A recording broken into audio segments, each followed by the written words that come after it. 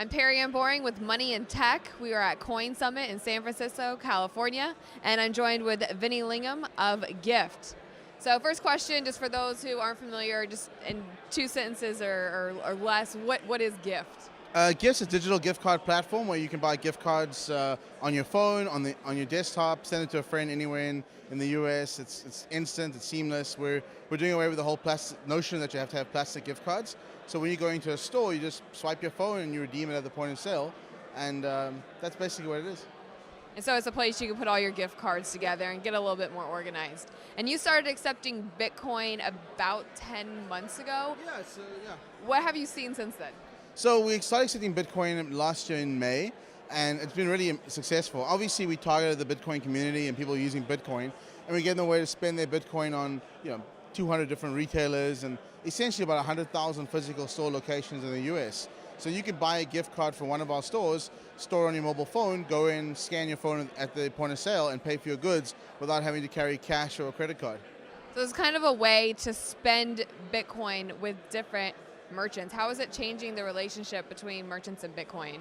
Well, Bitcoin is still very nascent. So when retailers look at the Bitcoin industry and the market and how many people are using it, it's just not big enough for them to make big strides and implement it to all their point of sale systems, etc.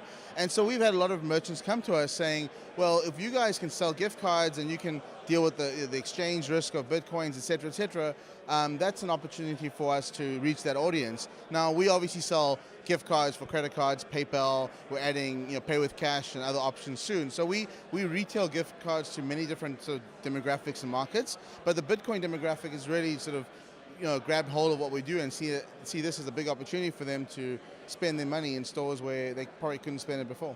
And what type of feedback are you getting from the merchants about Bitcoin? So when the retailers, again, when they look at it, they're really excited to have this sort of, we call it the early adopter community in their stores. So a lot of the retailers are very excited to have young techie people going into their stores and buying, everything from cameras to, electronics, etc. So it's the right demographic of early adopters that retailers are looking for, and when they come to us, they get access to that pool of buyers. And through this, are you seeing that any merchants are starting to accept Bitcoin directly because of their interaction through Gyft?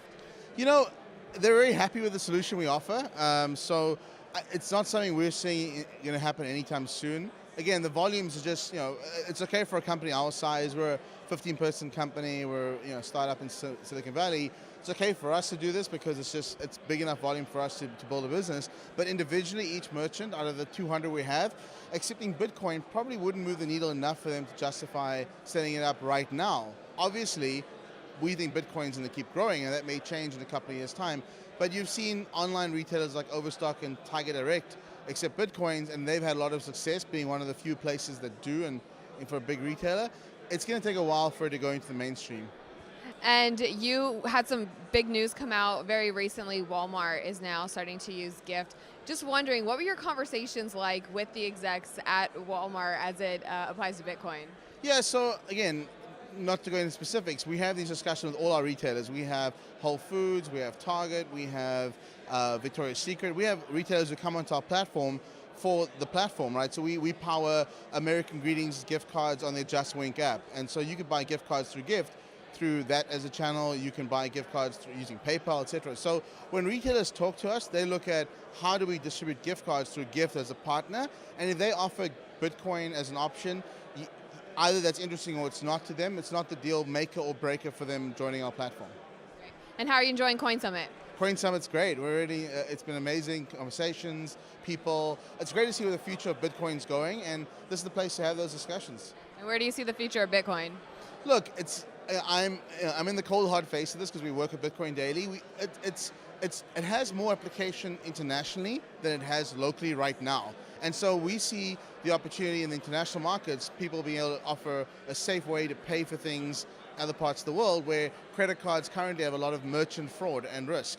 So we see it taking off in the international markets a lot sooner than the US. The US is growing, it's a big, obviously a big market for Bitcoin, but I think it's going to be a bit more slower because we have other forms of payment methods. But what we're seeing now is a lot more international people coming to us, asking us, every day we get 20 inquiries a day, when will you guys offer, sell gift cards in our market? So we're seeing a lot of international demand for Bitcoin than we are in the US right now.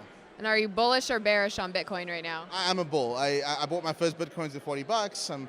I think it's going to keep going up. I don't know what the top end is. Some people saying 1 million, some saying 100,000. It doesn't really matter. I think for me it's a long-term alternative to, if you think about the internet and you think about the existing payment systems, none of them were built. The credit card was not built for the internet.